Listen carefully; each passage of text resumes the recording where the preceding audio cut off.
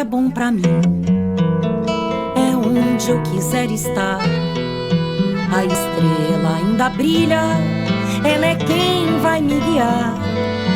Ser guerreira é minha sina, batalhando pra vencer. Tenho voz pra ser ouvida, tenho sonhos pra viver. Não vão mais conseguir me anular, me calar. Ninguém vai me impedir de cantar e lutar. Seja em casa, no campo, na rua ou na praça. Chega de mordaça, agora eu vou falar. Porque eu sou mulher pra fazer acontecer.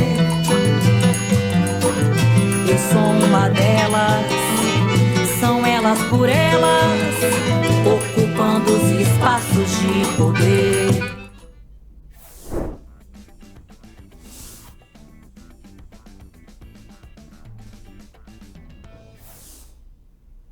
Olá, mulheres desse Brasil, mulheres lutadoras, guerreiras, mulheres lindas, mulheres de todos os cantos deste país.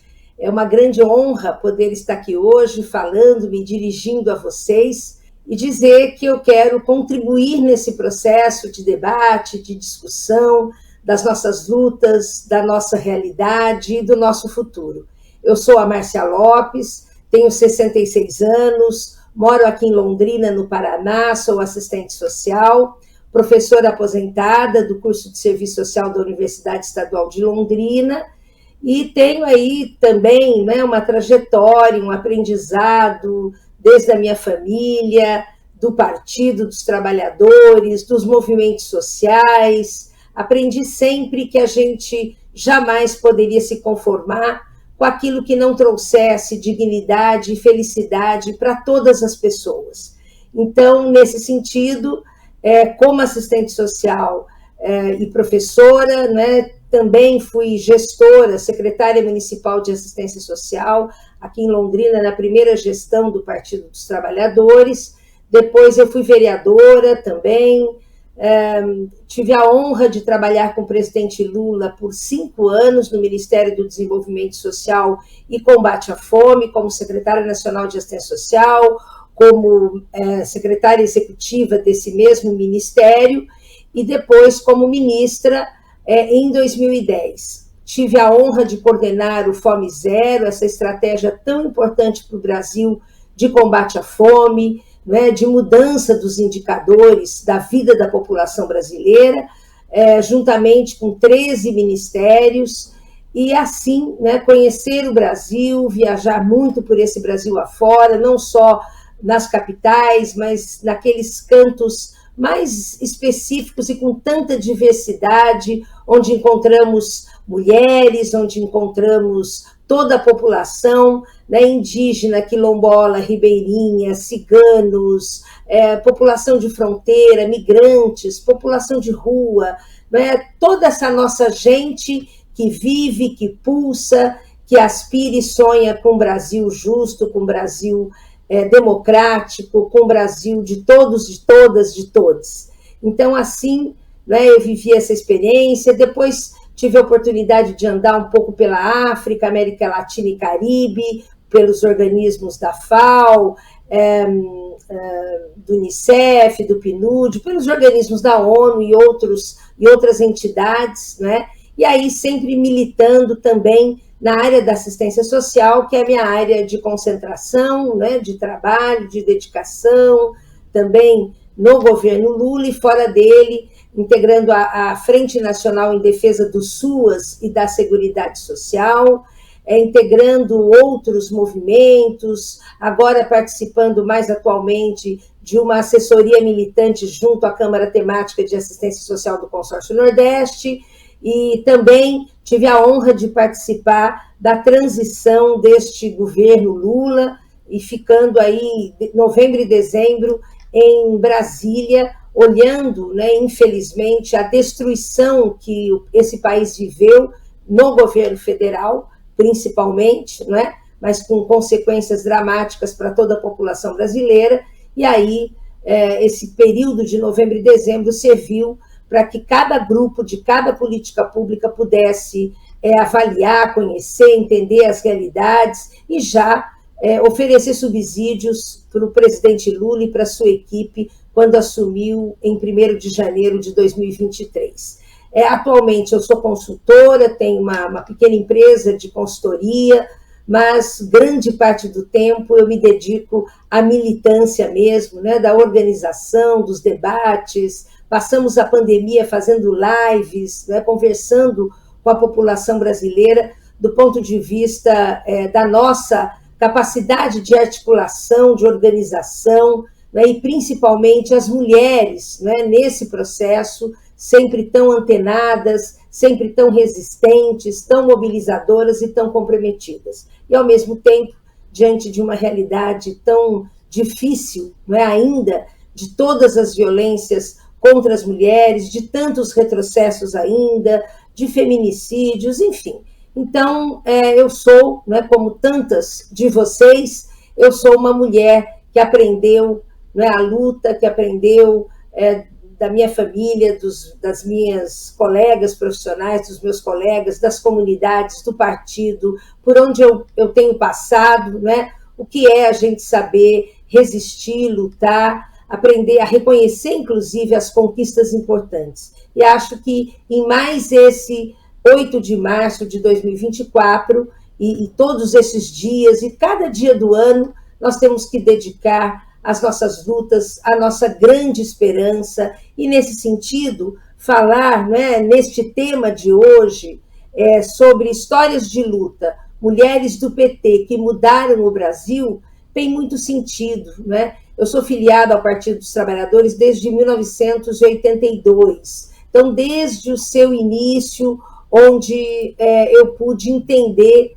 né, o que era, naquele período, o movimento dos trabalhadores, a organização do trabalho, não é? Toda a luta das mulheres para se colocar, inclusive, com o direito ao trabalho, com o direito à profissionalização. Temos, obviamente, no presidente Lula, né, uma grande liderança, inclusive das mulheres, porque ele sempre foi, né, um homem trabalhador, militante, que reconheceu, que identifica nas mulheres, né, a sua condição de absoluta justiça nas suas lutas, no seu sonho, né, de igualdade, de equidade.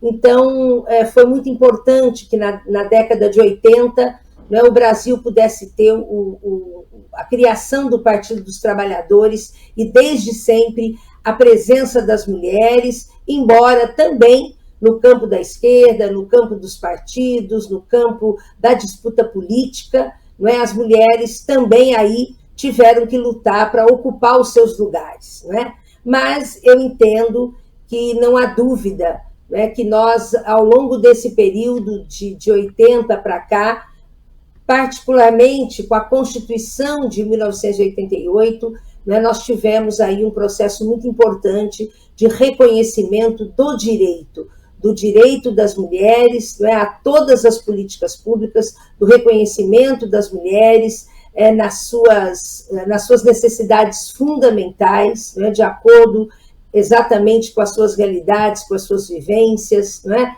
E nesse sentido, nós tivemos aprendizados fundamentais, né, com mulheres que mundialmente foram fundamentais nessa luta, e todos os anos eu resgato esse livro, Mulheres do Brasil, né, que aqui conta a história de muitas mulheres, e a cada ano eu vou lendo e vou conhecendo novas mulheres, e é claro que faltam ainda muitas delas, né, aqui neste texto, e a gente tem que ir atualizando e tem que ir reconhecendo. Mas me lembro, né, quando eu, na universidade ainda, quando eu li Simone de Beauvoir, né, Berta Lutz, e aí nós fomos aprendendo, ou pelas pastorais sociais, ou pelos movimentos políticos, quantas mulheres foram referências para nós, né? Me lembro muito de Dorcelina Folador, né? Me lembro muito de mulheres da área rural, trabalhadoras rurais, trabalhadoras professoras, Nísia Floresta, que tive a oportunidade de estar lá agora no Rio Grande do Norte, exatamente no município de Nísia Floresta, uma grande feminista, né? Aprendizados com a nossa querida presidenta Dilma Rousseff, com a Benedita da Silva, com a Luísa Erundina, que também é assistente social, uma grande mulher, né, trabalhadora, enfim, com a nossa presidente do partido, Gleice Hoffmann. Enfim, eu vou aqui, né, me eximir de falar de uma lista tão grande pelo nosso tempo, mas dizer que, de fato, em todos os lugares do Partido dos Trabalhadores, desde a sua origem, né, as mulheres ocuparam um espaço fundamental, mesmo que ainda não sendo tão reconhecidas, porque depois nós lutamos pelas cotas, depois nós lutamos inclusive pela participação das mulheres na política, aqueles 30%, lutamos para que também nos diretórios municipais, estaduais, na Executiva Nacional, na própria estrutura do partido, nós fôssemos, né, 50%, né, e aí a participação e a presença das mulheres em todas as áreas de políticas públicas. Mulheres garis, mulheres professoras, mulheres donas de casa, mulheres sociólogas, mulheres bancárias, né, mulheres assistentes sociais, psicólogas, dentistas, médicas, pedagogas, arquitetas, né, mulheres trabalhadoras rurais, né, mulheres que vivem a situação de rua, mulheres que vivem, né, a situação extrema de violência, de exploração, de injustiças, e que nós temos que, obviamente, falar disso, né? Às vezes nos machuca, nos dói. Esses dias eu li, né, que nós tivemos, em 2023, 2.694 feminicídios, e cada estado com seu número, cada município com seu número. Nós tivemos quase 19 milhões de mulheres que sofreram violência em 2022. Né? Nós temos dados, informações ainda estarrecedoras em relação à vida das mulheres, a como as mulheres são tratadas, não é? A como as mulheres são compreendidas ou não compreendidas, né?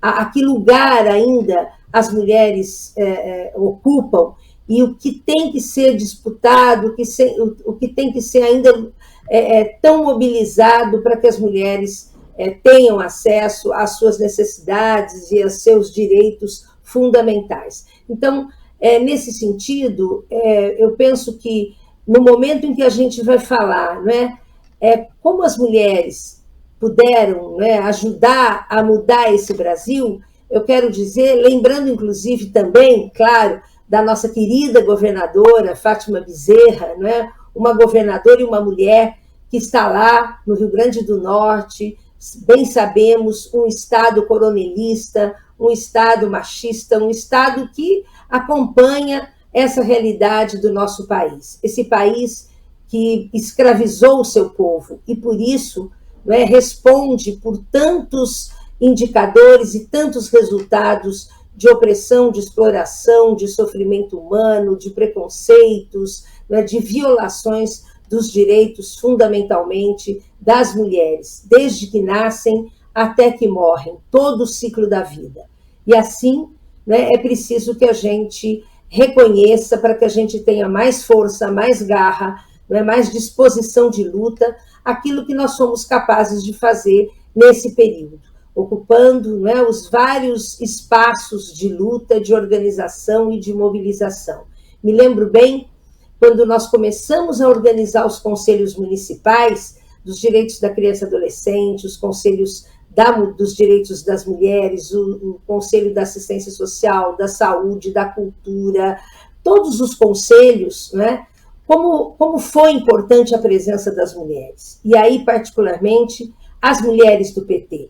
Esses dias, conversando com uma vereadora, né, a Roberta, uma vereadora lá de Ourinhos, né, a gente relembrou isso, né, ela que também é assistente social, a gente relembrou quanta luta, quanta persistência, quanta resistência, né, nós tivemos que fazer, mas o quanto a mulher foi capaz de, pela sua sensibilidade, pelo seu compromisso, não é, pela sua vida cotidiana, por tudo que ela viveu, experimentou, como ela é capaz de mobilizar, de sensibilizar, de argumentar, de não se cansar em resistir e em persistir na luta, nas lutas todas. Por isso, as mulheres foram fundamentais. As mulheres que aspiram à democracia, à justiça, à igualdade, as mulheres que não toleram nenhum tipo de preconceito, nenhum tipo de misoginia, de homofobia, nenhum tipo de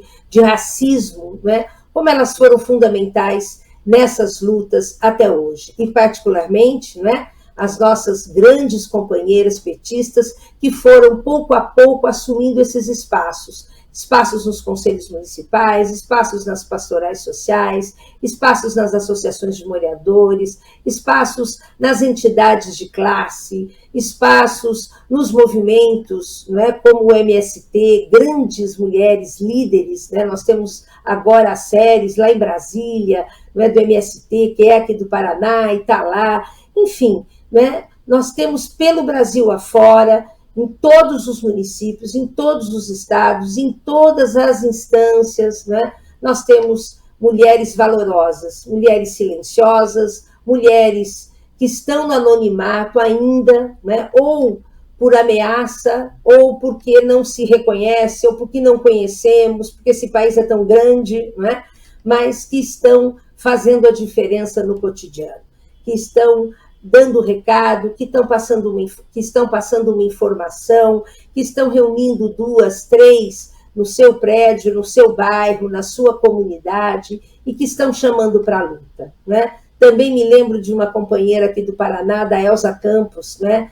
que tem sempre uma militância tão importante. Enfim, né? Nós podemos comemorar, né, essas mulheres que saíram, né, que saíram à luta, que enfrentaram todo tipo de limitação, que tiveram dupla, tripla jornada de trabalho, de cuidados, de responsabilidades para assumir projetos fundamentais, não é? Então, eu não tenho dúvida do orgulho, da honra de ver, não é, as mulheres, e particularmente as mulheres do Partido dos Trabalhadores, assumindo, né, ou pela vereança, ou como deputadas estaduais, deputadas federais, agora aqui, não é, o Paraná elegendo vereadoras, mulheres negras, né, elegendo deputadas federais, deputada federal negra, não é? Enfim, todo o Brasil, mas a gente vai aqui se lembrando, né, do que tem acontecido, né? Mulheres que estão na Câmara dos Deputados, mulheres que estão no Senado, né? Nossa querida, também lá no Distrito Federal, Érica Cocai, que tem assumido lutas tão importantes, né? Marias que estão nos movimentos da população de rua, nos movimentos indígenas, mulheres que eu tenho encontrado, né? A Joana, do movimento de população de rua, tantas e tantas que têm enfrentado com galhardia, com coragem, né, todos os limites, ou porque falta recursos, ou porque falta estrutura, ou porque não se reconhece, né, a realidade dos municípios brasileiros. Olha só, uma outra informação, nós só temos no Brasil ainda 42 delegacias de mulheres. Quer dizer, isso é um dado para a gente pensar, para a gente refletir, não é?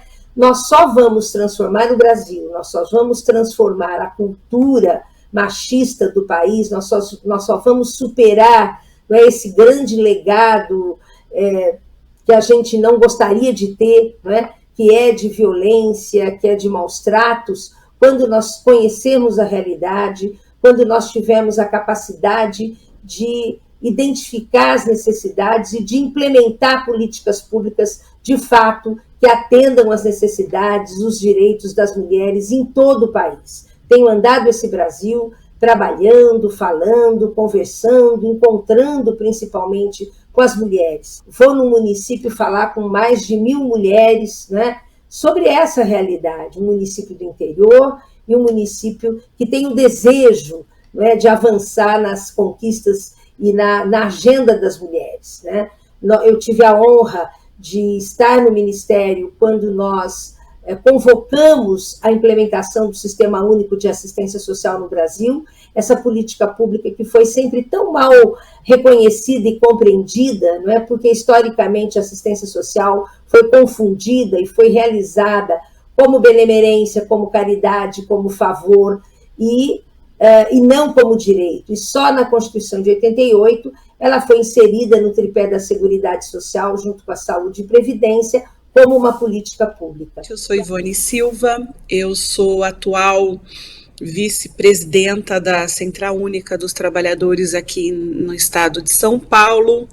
Também sou atual presidenta do Instituto Lula, o que muito me honra.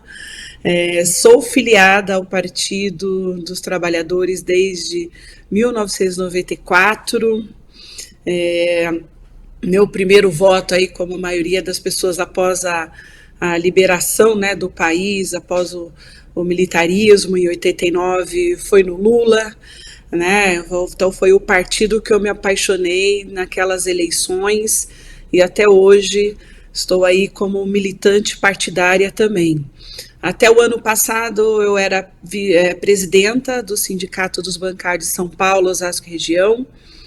Fui a segunda mulher a assumir a presidência desse sindicato, a primeira mulher negra, e desde lá eu tenho feito todos os meus passos aí, tanto no movimento sindical, como no movimento social e partidário. E hoje eu vim aqui falar de um tema que para nós é muito precioso, né? Que é como que reconstruindo o país, né, pelas mãos das mulheres, e a importância do voto feminino para a democracia brasileira. Esse tema é muito importante, né, de a gente pensar aí como que nós, mulheres, estamos interferindo e fazendo a democracia na prática, né? Então, porque reconstruir o país passa pela democracia do país, né? Então, nós aí, mulheres, desde o início, nós começamos aí, principalmente nas lutas pela democracia, e passa essa democracia pela luta do voto. Porque como que pode um país ser democrático em que se as próprias mulheres, durante muitos anos no Brasil, não podiam votar? E nessa luta, nós sabemos que ela foi influência aí para toda uma mudança e trajetória no país, as mulheres poderem votar e serem votadas. Mas também para reconstruir o país, nós não podemos esquecer que nós somos mulheres trabalhadoras e que nesse contexto ainda nós recebemos menos que os homens, e as mulheres negras recebem bem menos que os homens. Então eu vou falar um pouco aí passando por isso, né, da nossa história, que nós chegamos até aqui. Eu assisti vários vídeos aqui do Elas por Elas, né, e cumprimento mais uma vez sobre esse projeto, que ele é muito importante para a nossa formação enquanto mulheres, de saber a história, e também vai ver várias opiniões aqui de mulheres, né? Então é uma iniciativa importante para o PT, e lembrando que o PT é o partido que realmente valoriza aí a questão das mulheres, né? Então, tanto o PT como a Central Única dos Trabalhadores hoje tem metade das suas executivas aí nos cargos são mulheres.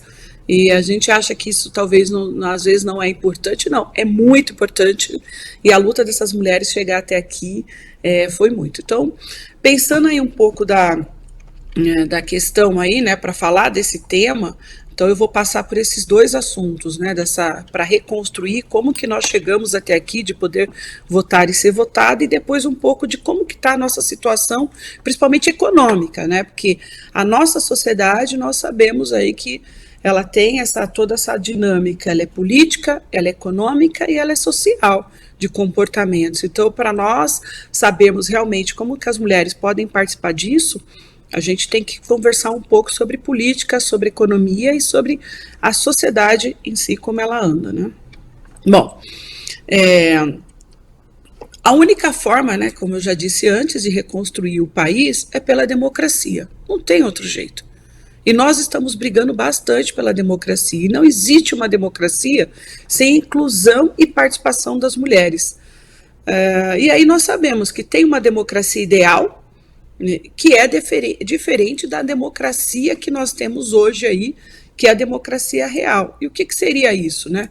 A democracia ideal é aquela democracia em que todo mundo pode participar, em igualdade de oportunidades, né, em que o cidadão ele se sente, ou a cidadã, ela se sente parte de todo esse processo. Então seria aí nossa forma de fazer isso, participando das votações, das eleições.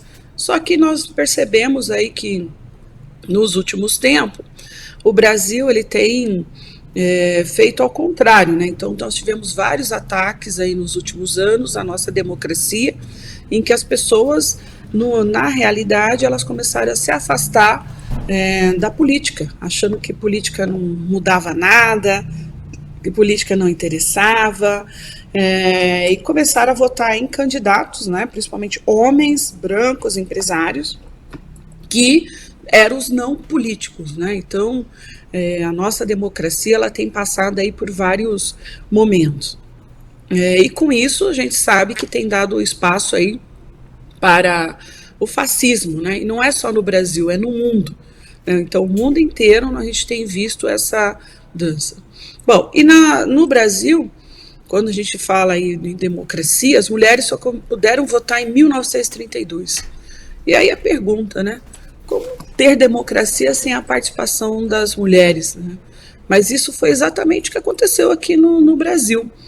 Então hoje nesse bate-papo aí vamos ver aí nesses momentos históricos, como eu disse antes, da questão do voto feminino, porque ela foi, eu sei que já teve isso aqui, mas é importante sempre ressaltar que essa luta ela foi preciosa para nós, né? Então várias mulheres antes, a gente tem que sempre pensar nisso.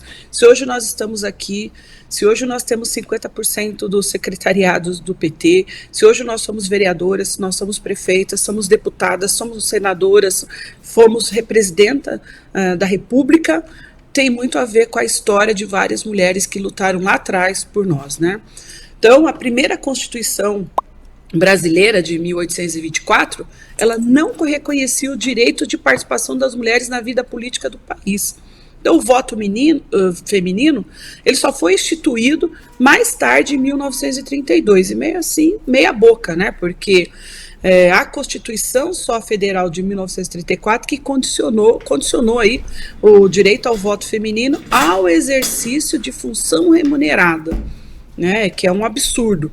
E a exigência só veio a mudar no Código Eleitoral de 1965, ou seja, nós pudemos votar, mas mesmo assim não era um voto, não era uma coisa que era 100%. Então, essa história de a gente poder votar, de ser obrigada a votar, ela é muito, muito, muito recente aqui no nosso país, né?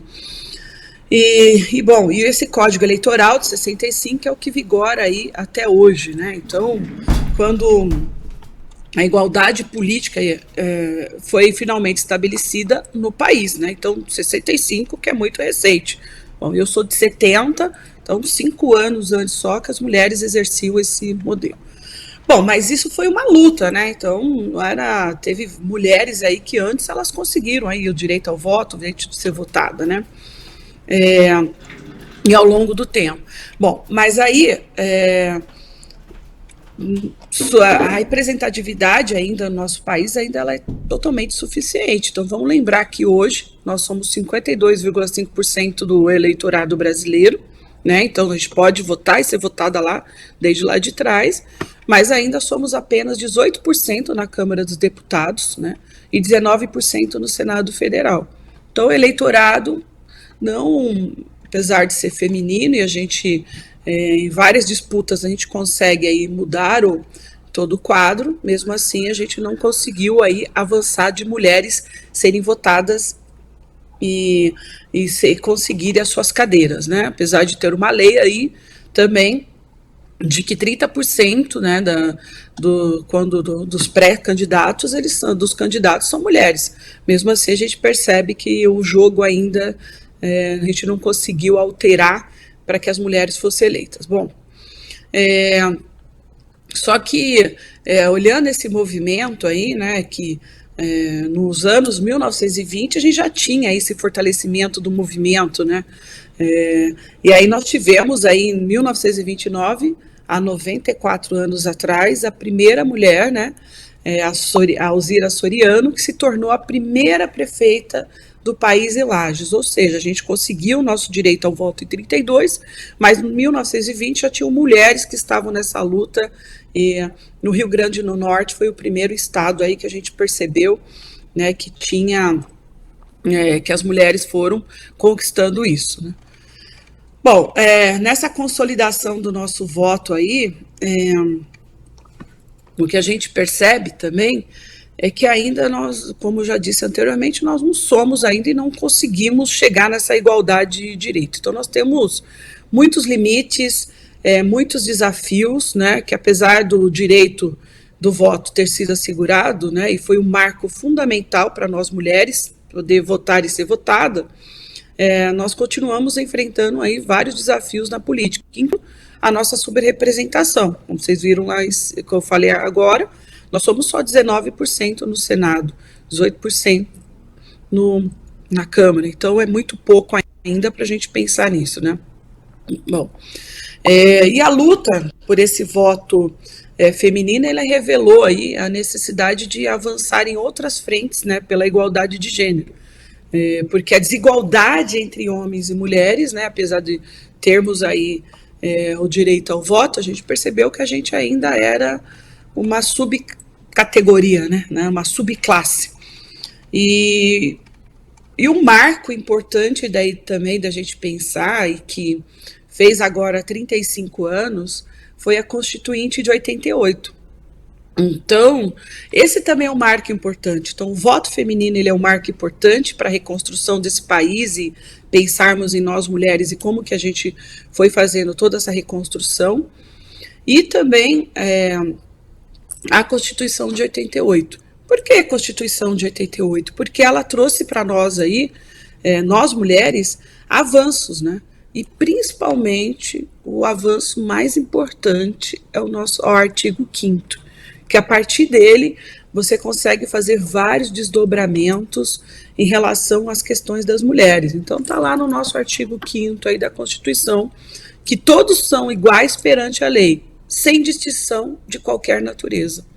E com isso, várias leis nossas, várias lutas nossas, principalmente lutas aí da comunidade LGBTQIA+, elas foram sendo avançadas exatamente por isso, né? Porque você tem que ser igual. Então, nós mulheres somos iguais, e a partir dali também nós conseguimos que os homens deixassem de ser aí os únicos que poderiam, que mandavam, né? Porque a gente ainda tinha o código em que os homens eram os únicos, aí eram os protetores das famílias, os que tinham todos os direitos, né? E que na família nós mulheres não tínhamos nada, né? A partir dali também considera-se um direito, né, das mulheres terem, por exemplo, uma união estável e ela ter direito a os bens patrimoniais que o casal construiu. Então, a Constituição de 88 ela foi um avanço, né? Só que eu sei que demorou ainda, são 35 anos dessa Constituição, e a gente ainda tem colhido aí vários avanços e pensado nisso, né? E como e lembrar disso, eu acho que é o momento pensar nessa reconstrução, né, pensando nas mulheres. As mulheres do Brasil inteiro se mobilizaram para essa Constituição de 88. Então foi um grande movimento recente no nosso país, na abertura do país, né, para a democracia, em que as mulheres, imaginando naquela época, não tinha Zap, não tinha redes sociais, e as mulheres conseguiram na Constituição ter esses avanços direitos, por exemplo, como a licença maternidade, né? Então, esse movimento começou em 87, e naquela época nós tínhamos só 25 deputadas, né, lá na Câmara, e que eram 5%, né, no Congresso Nacional, apesar que a população, o eleitorado feminino já naquela época eram 54%. Mas as mulheres conseguiram, nos seus movimentos sociais, se organizar, e elas faziam lobby mesmo na Câmara com todos os homens, e as mulheres foram lá, visitavam os deputados, faziam lobbies e conseguiram esses grandes avanços na nossa Constituição de 88. Então, o avanço aí da igualdade, né, de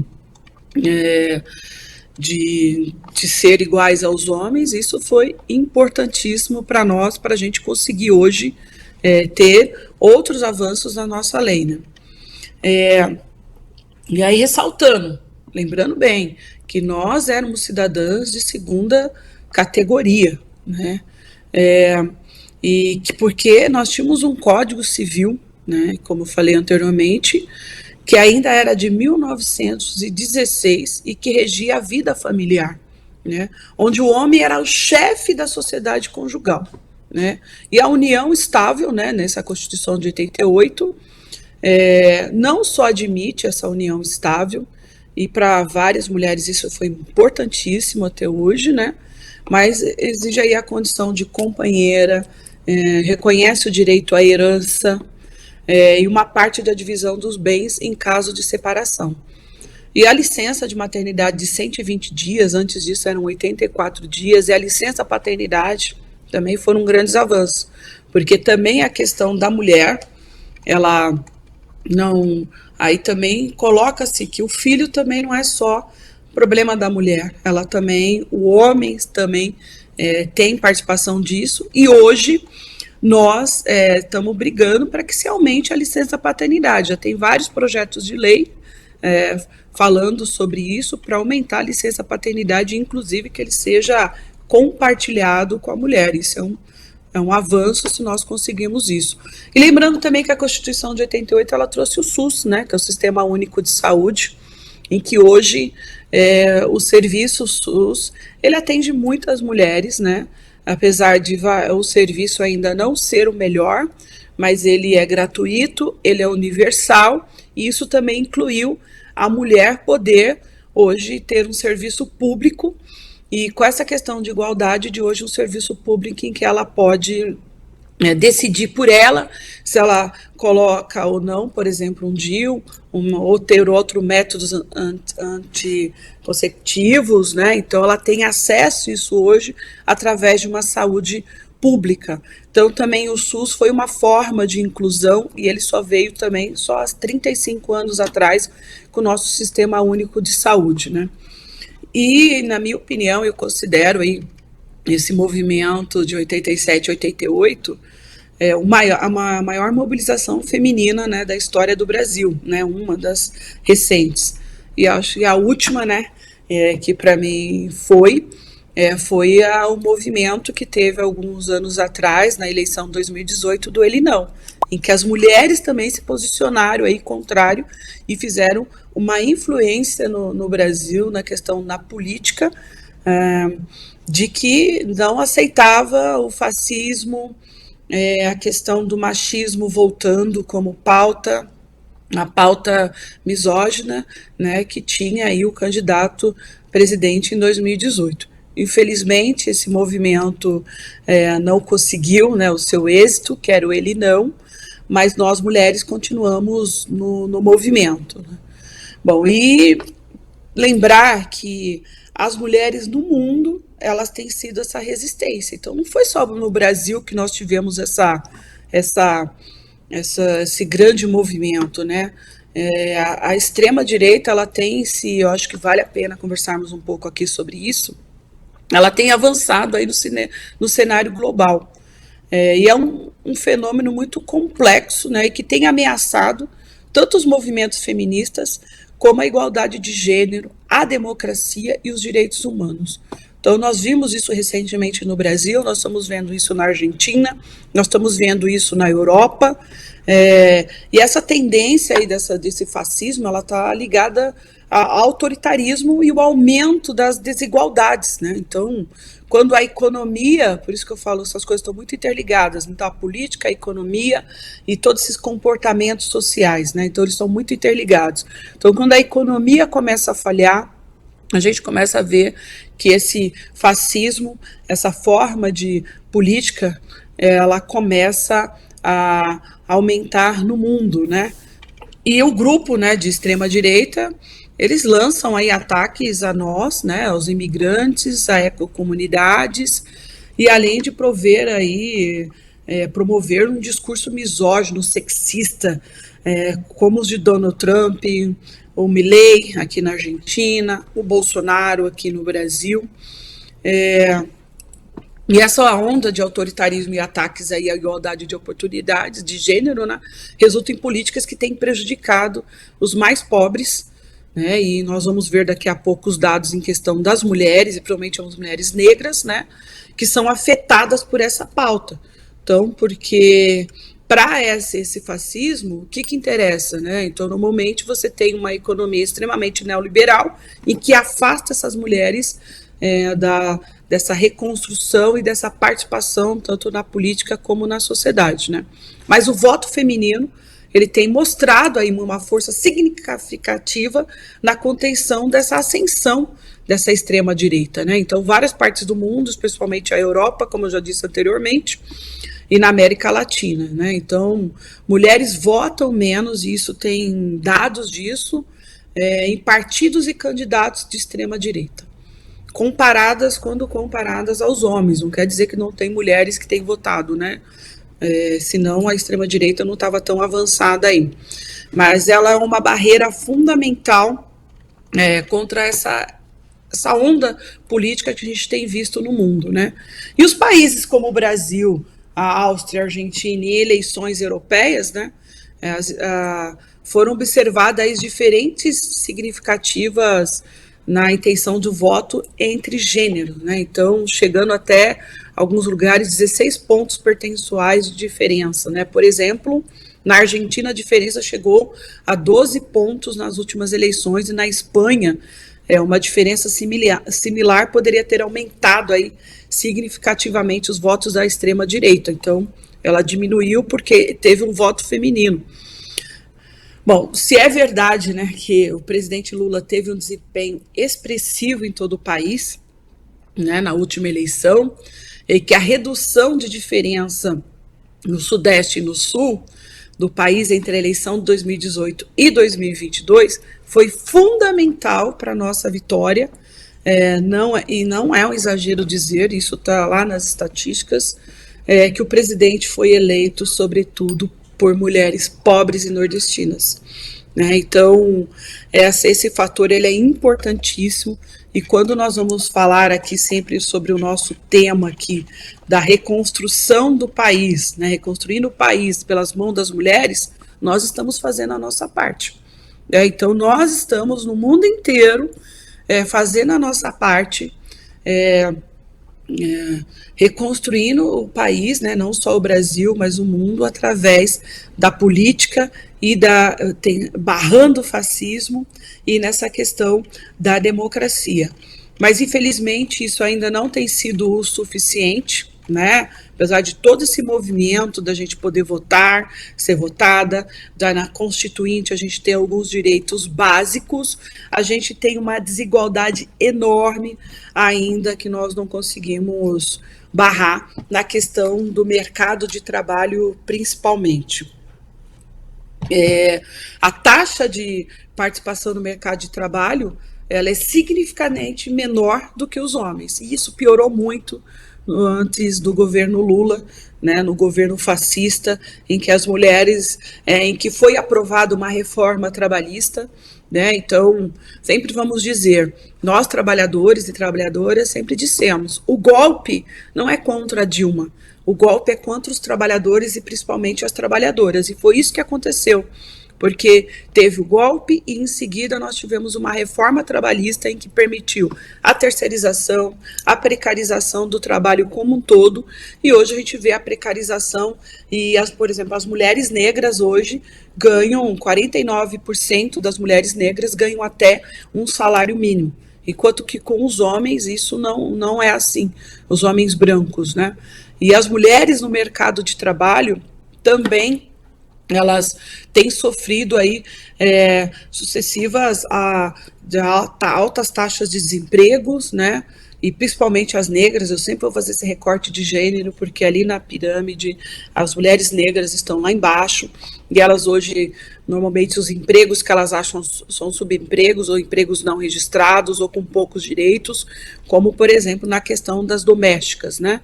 E isso entre as mulheres ocupadas, 39,9% recebem no máximo um salário mínimo, né? Enquanto essa proporção, e como eu disse anteriormente, das mulheres negras é 49,4%. Então, só por aí que a gente vê que a diferença, não dá para falar também só de mulheres sem também fazer o recorte de raça, porque nós, mulheres negras, estamos lá embaixo nessa pirâmide, né? E também a taxa de informalidade entre as mulheres, ela é 39,6%, enquanto dos homens está 37%, né? E mulheres pardas e pretas, 45% está na informalidade.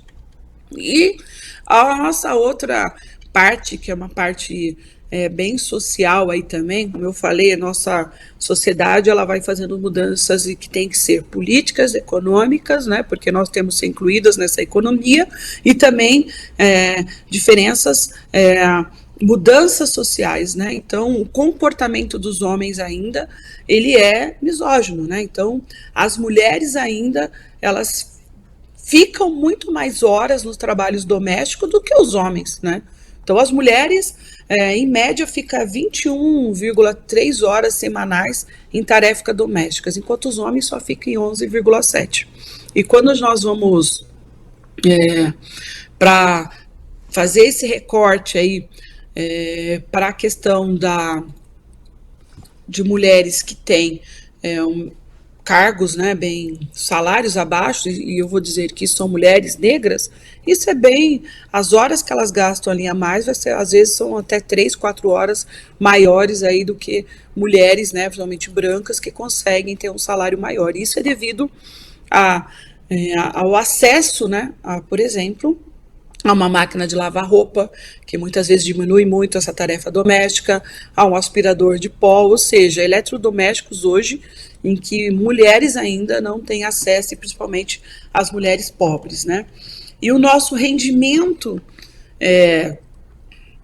em cargos de lideranças, né? Segundo o DIEESE, que o DIEESE é o Departamento Intersindical, e ele é muito importante porque ele ajuda aí nós do movimento sindical e social a realmente vermos como estão nós mulheres no mercado de trabalho. Diz lá, né, que as mulheres só ocupam 39,3% dos cargos gerenciais, né, e tem tido pouca mudança desde 2016. Então, nós ainda temos discrepâncias salariais enormes, né, apesar de sermos muito qualificadas. E aí entra um detalhe, né? Profissões que hoje ganham mais não tem mulheres. Vou dar um exemplo da TI, né? Que é a área um técnico de informática, né? Então, hoje são os salários, né, na área de TI que ganham mais. E as mulheres não estão nessas áreas. Então, o Brasil, ele já tem feito políticas. Nós, mulheres, vamos ter que forçar mais ainda a terem mulheres e formação nessas áreas para realmente nós termos essa igualdade, né, salarial, e que a gente possa chegar a todos os cargos, principalmente os cargos que têm os salários mais altos, em que hoje são da TI. Então, essa informação aí, ela é importante para nós. Bom, violência na sociedade, que também é uma questão comportamental, social. É um absurdo o feminicídio, né? Ano passado, com dados, existiu 4 mortes de mulheres, né? Feminicídio, que foram mortas pelos seus companheiros, por namorados, no Brasil. Ou seja, a cada 6 horas uma mulher foi morta. E as nossas leis ainda, apesar que nós temos avançado muito, né?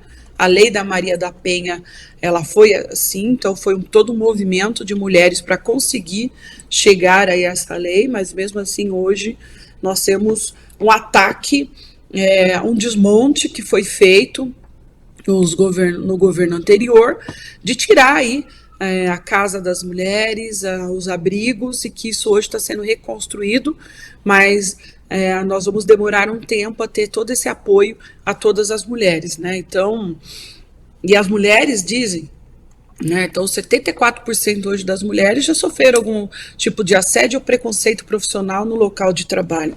E aí é muito importante ressaltar que isso tem muito a ver com o avanço do fascismo que nós tivemos aí.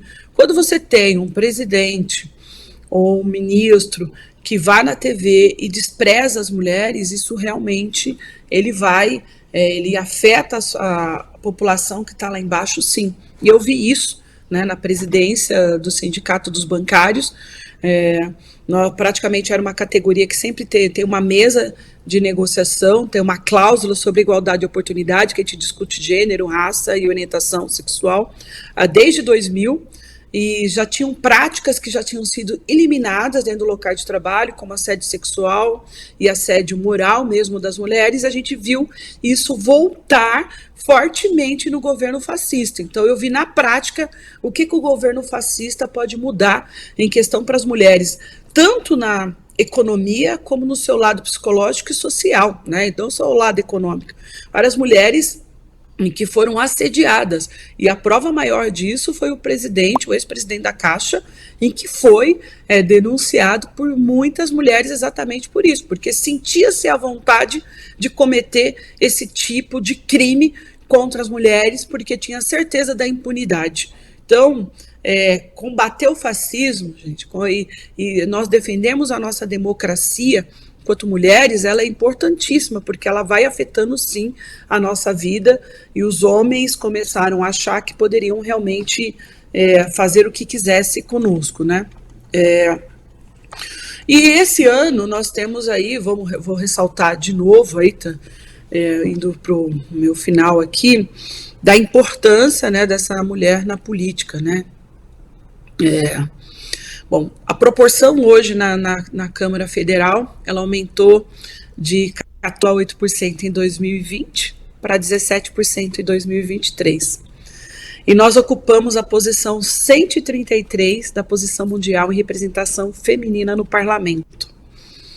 Nós ainda temos vários municípios que não tem uma mulher nas nossas câmaras de vereança, né? Não temos uma mulher vereadora. Então é importante, né? Nós estamos no ano eleitoral 2024 em que nós vamos renovar aí a nossa vamos votar em prefeitos, em prefeitas, em vereadores e vereadoras, e ao momento mulheres ampliarmos, né, essa representação em todos esses espaços. Então cabe a nós que temos lutado até aqui e continuamos lutando. Então eu dei um painel aí de que as várias lutas que nós fizemos chegar até aqui, então hoje nós podemos votar e ser votado, e o nosso desafio hoje como é que nós, mulheres, vamos ser votadas e vamos ganhar essas cadeiras, tanto na Câmara e em 2026, por exemplo, sermos deputadas, senadoras, né? Então esse é o fator que nós estamos aqui comprometidos, né, para tudo isso. E lembrando, esse é um fator importante, porque quando nós mulheres estamos ali no poder, né, nós forçamos leis e projetos realmente para as mulheres. E isso a gente tem visto agora no governo Lula com a pressão dessas mulheres, né? O voto feminino, ele foi importante, né, para o governo, e isso agora a gente vê políticas públicas que realmente ele tem um corte de gênero e de raça, né?